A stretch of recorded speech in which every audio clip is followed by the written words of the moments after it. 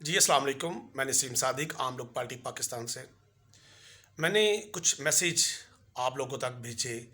میرا بھیجنے کا مقصد یہی تھا کہ ہم جاگیں۔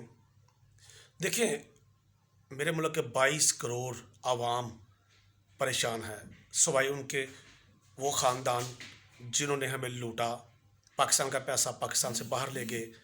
اس میں آپ ہی سمجھتے ہیں کون کون لوگ ہیں، سیاستدان ہیں، بیوروکریٹس ہیں، جج ہیں، کرپٹ جو بھی ابھی سرے ہیں اس میں شامل ہیں۔ تو کیا آپ کو نہیں لگتا آپ کو جاگنا چاہیے اپنے حق کے لیے، اپنے حقوق کے لیے؟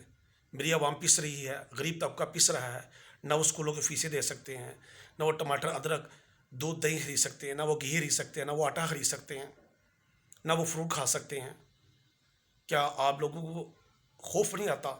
آپ لوگ ڈرتے نہیں؟ انصاف دیں، عدل کی بات کر رہے ہیں۔ میں کیا بات کر رہا ہوں؟ اپنے لیے بات کر رہا ہوں، آپ کے لیے، آپ کے بچوں کے لیے بات کر رہا ہوں۔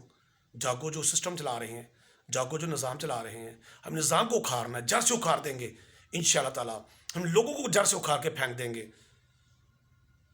اگر آپ نے ٹھیک نہ کیا تو ہمیں مجبور نہ کریں۔ ہم چاہتے ہیں خدا کے لیے یہ پیسے ہوئے طبقے کو اور نہ پیسو۔ لوگ خودکشی کر رہے ہیں، خودکشی نہ کرنے دو۔ مر رہے ہیں، انہیں مرنے سے روکیں، آسانیاں بانٹیں، دکھ درد بانٹیں۔ یا دیکھ تو صحیح اللہ نے آپ کو کیوں پیدا کیا، یا کیوں اللہ تعالیٰ نے آپ کو دنیا میں بھیجا ہے؟